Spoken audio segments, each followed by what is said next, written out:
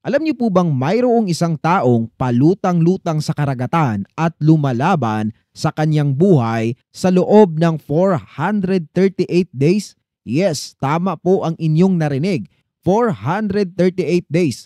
Paano nga ba siya nakaligtas sa bagsik ng karagatan sa loob ng halos mahigit isang taon? Kumuha na ng kape at pag-usapan na natin ang napaka-exciting na survival story ni Jose Salvador Alvarenga.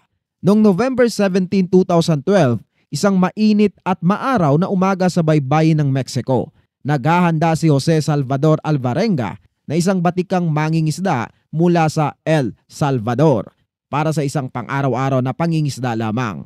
Sanay na siya sa buhay sa dagat.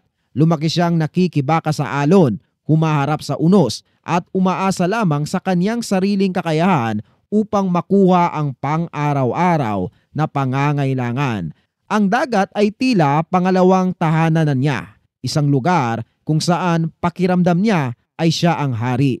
Ngunit hindi niya inakalang ang lugar na kanyang kinagisnan ay magiging kanyang bilangguan sa loob ng mahigit isang taon at 2 buwan. Kasama niya sa araw na iyon si Ezekiel Cordoba na isang 22 years old na binatang baguhan sa pangingisda. Sa unang tingin, makikita mo ang pagkakaiba ng dalawa. Si Alvarenga ay sunog sa araw, sanay sa hirap at bihasa sa dagat, habang si Cordoba naman ay tila nag-aalinlangan pa. Ngunit sa kabila nito, nagdesisyon silang magsama sa isang 30 na oras na ekspedisyon sa pangingisda. Ang kanilang bangka ay 7 meters long range fishing boats, isang simpleng sasakyang pandagat na walang bubong, walang palikuran at walang proteksyon laban sa bagyo maliban sa kanilang sariling kakayahan. Pero bago po natin ituloy ang kwento at kung paano sila naligaw sa karagatan, ay hinihiling ko pong i-like nyo muna ang video ito dahil isa po yung napakalaking tulong para sa aming mga content creator. Maraming salamat po. Eto na nga, habang sila ay nasa laot, napuno ng tuwa si Alvarenga. Maganda ang panahon, maaliwalas ang langit at tila magiging sagana ang kanilang huli. Sa isip niya, magiging isang pangkaraniwang paglalayag ito. Ngunit hindi nagtagal, isang nakakatakot na bagyo ang biglang bumalot sa kanilang paligid.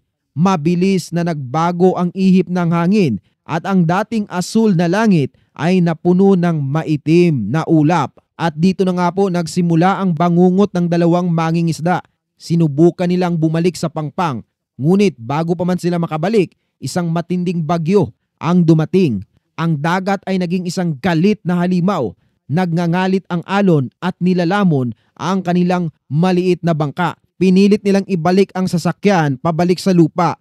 Ngunit sa kasamaang palad, nasira ang kanilang radyo at GPS at ang kanilang makina ay bumigay dahil sa matinding hampas ng alon. Sa isang iglap, naglaho ang lahat ng koneksyon nila sa mundo. Sa loob lamang ng ilang oras, ang dagat na dati nilang kakampi ay naging kanilang pinaka matinding kalaban. Wala na silang magawa kundi magpalutang-lutang sa kawalan, umaasa na may makakakita sa kanila.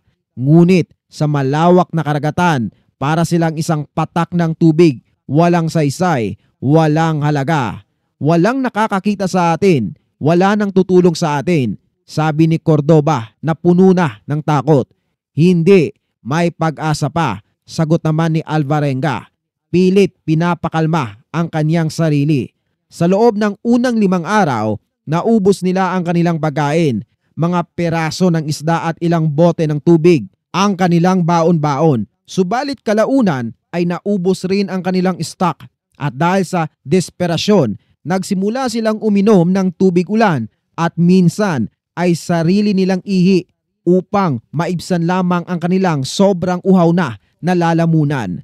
Nang sumunod na linggo, napilitan silang kumain ng hilaw na isda dahil wala na po talaga silang makain. Hinuli nila ito gamit lamang ang kanilang mga kamay. Matigas, matabang at halos hindi makain ang laman ng isda.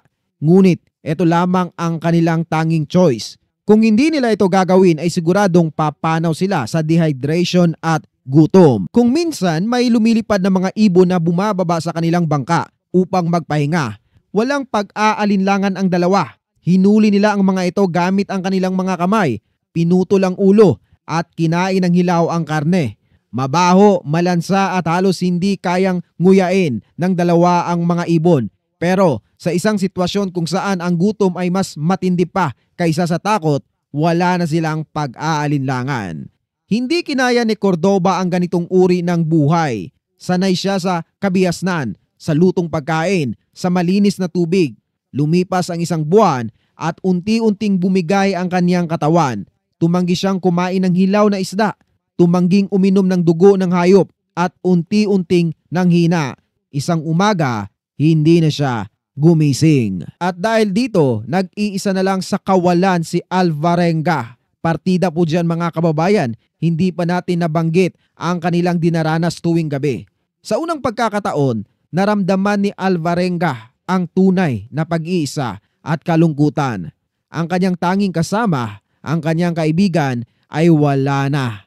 Pinanood niya ang bangkay ni Cordoba, nakahandusay, maputla, wala ng buhay. Sa loob ng ilang araw, kinausap niya ang bangkay. Nagkukunwaring buhay pa ito upang maibsan ang kanyang pag-iisa. Ngunit nang magsimulang bumaho at mabulok ang katawan ni Cordoba, wala na siyang magawa kundi ang itulak ito sa tubig. Pinanood niya itong unti-unting nilamon ng dagat kasabay ng kanyang luha at panalangin. Mula noon, siya ay nag-iisa na lamang, lumalaban sa gutom, uhaw at matinding init ng araw. Gumamit siya ng plastik na bote upang ipunin ang tubig ulan at patuloy siyang nangangaso ng mga isda, pagong at maging maliliit na pating. Sa mga pagkakataong iyon sa isip ni Alvarenga, kahit ano na lang, basta pwedeng kainin na lumapit sa kanyang bangka ay siguradong kakainin niya ito. Isang araw, mayroong dumaan na barko malapit sa kinaroroonan ni Alvarenga. Sinubukan niyang humingi ng tulong. Sumigaw at sumigaw si Alvarenga, subalit hindi siya naririnig. Itinaas niya ang kanyang kamay at winagayway, subalit wala pa ring nakapansin sa kanya. Sa mga pagkakataong iyon, ginawa niya ang lahat ng pagpapapansin para lamang makaligtas sa kanyang sitwasyon. Subalit ang kaunting liwanag ng pag-asa ay unti-unting dumilim nang dumaan lamang ang barko sa kanyang kinaroroonan. Ganun pa man, grabe talaga ang fighting spirit ng taong ito. Sa bawat umaga, gumigising siya ng may konting pag-asa. Ngunit sa bawat paglubog naman ng araw, bumabalik ang takot at lungkot. Marahil sa bawat malungkot na gabing iyon ay iniisip ni Alvarenga ang kanyang masayang buhay sa lupa kasama ang kanyang mga kaibigan at pamilya. Ang taong ito ay may isang anak na babae, ngunit walang gaanong impormasyon tungkol sa kanyang asawa o kung siya ay kasalukuyang may kapareha. Ayon sa ilang ulat, bago pa man nangyari ang trahedya sa dagat, iniwan na siya ng kanyang dating kinakasama at lumaki ang kanyang anak na malayo sa kanya. Lumipas ang mga araw, buwan at taon na siya ay palutang-lutang lamang sa karagatan hanggang sa sumapit ang January 30, 2014. Matapos ang 438 na araw sa dagat, mayroong isang himala ng kaligtasan. May napansin siyang isang isla sa malayo. Ito ang Ebon Atoll sa Marshall Islands. Sa kabila ng kanyang panghihina, lumangoy siya papunta sa isla.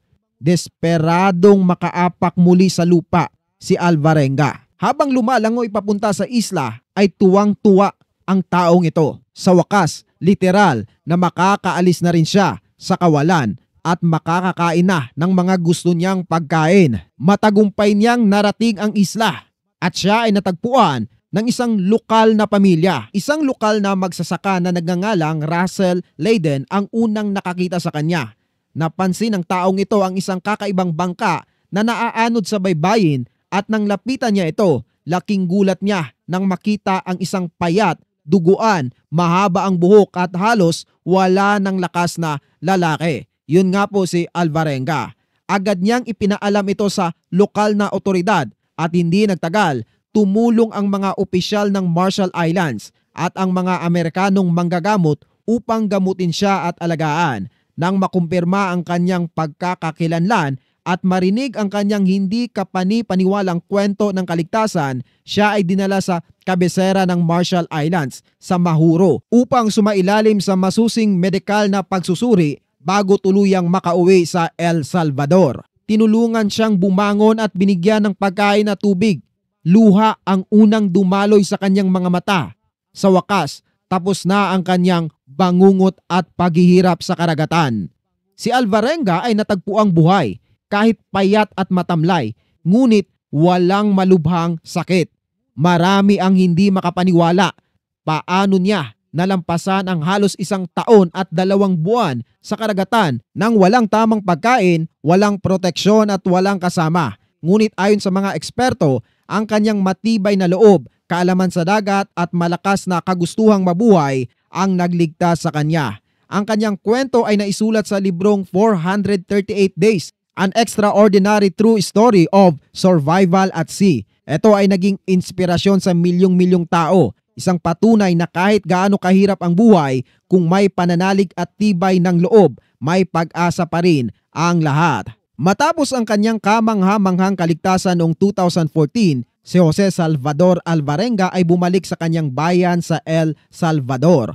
Noong 2015, nakipagtulungan siya sa mamamahayag na si Jonathan Franklin upang isulat nga ang librong 438 Days, An Extraordinary True Story of Survival at Sea, na naglalahad ng kanyang karanasan habang palutang-lutang sa karagatan sa loob ng 14 na buwan. Gayunpaman, matapos ang paglathala ng libro, ang pamilya ng kanyang yumaong kasama na si Ezekiel Cordoba ay nagsampa ng kaso laban kay Alvarenga na inaakusahan siyang kinain ng katawan ni Cordoba upang mabuhay. Mariing itinanggi ito ni Alvarenga at ang kanyang abogado ay nagsabing walang katotohanan ang mga paratang na ito.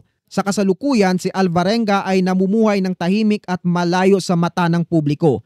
Bagaman walang tiyak na detalye tungkol sa kanyang kasalukuyang kinaroroonan, malamang na siya ay nasa El Salvador kasama ang kanyang pamilya at patuloy na sinusubukang mamuhay ng normal matapos ang kanyang hindi malilimutang karanasan sa dagat. Pero kung kayo po ang tatanungin mga kababayan, sa inyong palagay, tama kaya ang akusasyon sa kanya na kinain niya mismo ang kanyang kasamahan para mabuhay? Hashtag yes or hashtag no. Please comment your opinion below. And speaking of comment, shoutout po kay Sir Abelardo Magbanwa na aktibong nagkomento sa ating nakaraang video. Maraming salamat po.